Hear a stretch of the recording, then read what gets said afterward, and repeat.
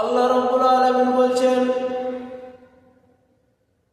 ইয়াউমা ইয়াফিরুল মারউ মিন আখিহি ওয়া উম্মিহি ওয়া সাহিবাতিহি ওয়া বানিহি। রব্বুল আলামিন কুরআন পাকের মধ্যে বলেছেন, আল্লাহু ওয়া তাআলা ওয়া সুবহানাহু ওয়া তাআলা বলছেন, কাল কিয়ামতের দিনে তুমি একটা নেকির জন্য ভাইয়ের কাছে, বোনের কাছে, বাবার কাছে, মায়ের কাছে যাবে।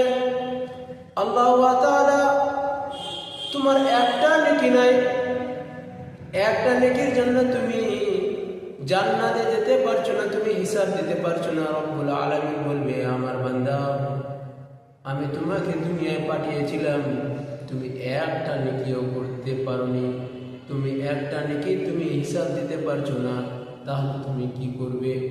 রব্বুল আলামিন তখন বলবে, আল্লাহ বিশ্বনবী জনাবে মুহাম্মদুর রাসূলুল্লাহ সাল্লাল্লাহু আলাইহি ওয়াসাল্লাম, অনেক নবী যাবেন, অনেক নবী যাওয়ার পরে আল্লাহ তাআলা ওয়া সুবহানাহু ওয়া তাআলা কারো কথা শুনবেন না। তখন উম্মতি উম্মতি বলবেন, অন্য উম্মতি যেরকম বলবে, আল্লাহ রাব্বুল আলামিন তখন বিশ্বনবী জনাবে মুহাম্মদুর রাসূলুল্লাহ সাল্লাল্লাহু আলাইহি ওয়াসাল্লাম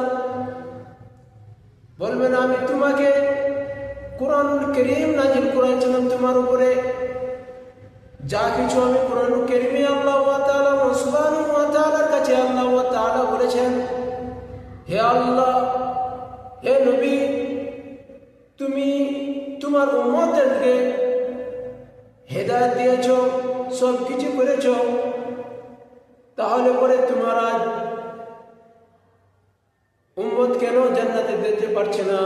তুই বলছি, আল্লাহ আমি কি বলবো আল্লাহ গো, হে আল্লাহ, আমার বান্দা একবার তো পড়েছে লা ইলাহা ইল্লাল্লাহু মুহাম্মাদুর রাসূলুল্লাহ সাল্লাল্লাহু আলাইহি ওয়াসাল্লাম। যে একবার এই কলিমা পড়বে, একবার কলিমা পড়ার পরে আল্লাহ তাআলা ওয়া সুবহানাহু ওয়া তাআলা খুশ হয়ে যান। একবার আল্লাহর কাছে যদি আমরা এই কলিমাটা পড়ি, তাহলে রব্বুল আলামিন খুশ হয়ে যায়। আর আমরা যদি 365 দিনের মধ্যে যদি আমরা একবার যদি না পড়ি, তাহলে আল্লাহ তাআলা বলছে, তুমি পড়ো या না পড়ো কোনো আমার যায় আসা যায় না, কিন্তু বান্দারে আমি ছাড় দিই, কিন্তু ছেড়ে দিই না। তোমাকে